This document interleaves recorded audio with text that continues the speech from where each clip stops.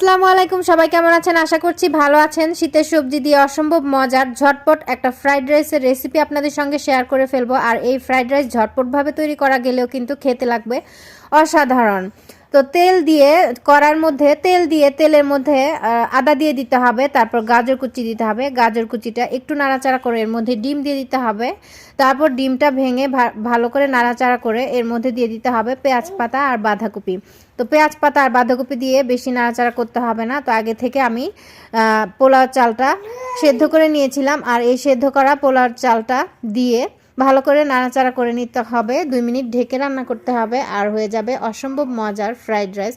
তো শীতের এই মধুর সিজনে শীতের সবজি দিয়ে ঝটপট এই ফ্রাইড রাইস রেসিপিটা একবার বাসায় করে দেখতে পারেন, খেতে লাগবে কিন্তু অসাধারণ। আমার রেসিপি যদি ভালো লাগে অবশ্যই লাইক, কমেন্ট আর শেয়ার করবেন, আর আমার চ্যানেলটি সাবস্ক্রাইব করতে কিন্তু ভুলবেন না। তো সবাই পাশে থাকবেন, সবাই ভালো থাকবেন। আল্লাহ হাফেজ।